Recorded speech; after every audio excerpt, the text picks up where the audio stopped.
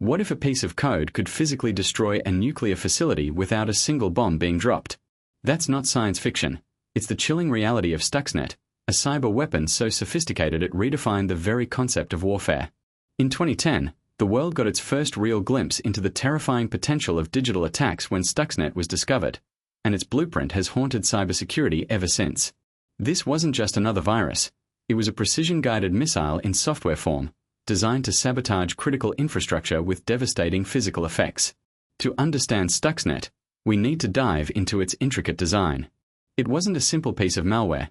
It was a multi-stage, highly targeted worm that exploited multiple zero-day vulnerabilities, flaws in software unknown to the vendor, meaning there was no patch available. Imagine finding a secret backdoor no one knew existed, not just one, but 4 of them, and using them all at once. Stuxnet specifically targeted Siemens industrial control systems, known as PLCs, or programmable logic controllers. These are the digital brains that manage everything from factory robots to power grids and, crucially, uranium enrichment centrifuges. The worm's brilliance lay in its stealth and deception. It would infect a system, lie dormant, observe the normal operations, and then, with surgical precision, subtly alter the centrifuge rotation speeds, first speeding them up, then slowing them down, all while feeding false data back to the operators, making everything appear normal. The physical reality, however, was a catastrophic failure of the centrifuges, tearing them apart from the inside. This was a truly unprecedented level of sophistication, demonstrating a deep understanding of industrial processes and a significant investment of resources. The real-world impact of Stuxnet was profound and immediately felt in one of the most geopolitically sensitive regions, Iran. The primary target was widely believed to be the Natanz uranium enrichment facility, a cornerstone of Iran's nuclear program. Stuxnet successfully destroyed an estimated 1,000 centrifuges, or about 1/5 of the total, setting back Iran's nuclear ambitions by years. It was an act of cyber warfare that achieved strategic military objectives without firing a single bullet. This marked a paradigm shift. Before Stuxnet, cyber attacks were largely seen as espionage, data theft, or denial-of-service disruptions. Stuxnet proved that code could be a kinetic weapon, capable of causing real, physical destruction. It opened the floodgates, demonstrating the potential for nation-states to use cyber means to inflict tangible damage on adversaries' critical infrastructure, from power plants to transportation networks. However, with such power comes immense problems and risks. The most immediate concern is the proliferation of this blueprint. Stuxnet's code, once discovered, became public knowledge. While complex, it offered a masterclass in industrial sabotage. This means other state actors, or even sophisticated non-state groups, could reverse engineer its techniques or draw inspiration to develop their own cyber weapons. It's like releasing the schematics for a precision bomb. Others will try to build their version. This has led to an undeniable escalation in cyber warfare capabilities globally. Nations are now actively developing and deploying similar capabilities, creating a new arms race in the digital realm.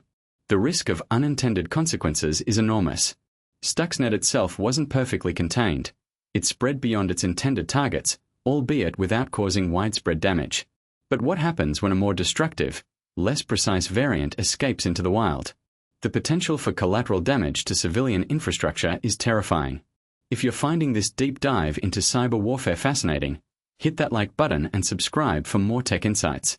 Another critical issue is attribution. Identifying the perpetrators of a sophisticated cyber attack is incredibly difficult. While Stuxnet is widely attributed to the US and Israel, neither country has officially confirmed their involvement.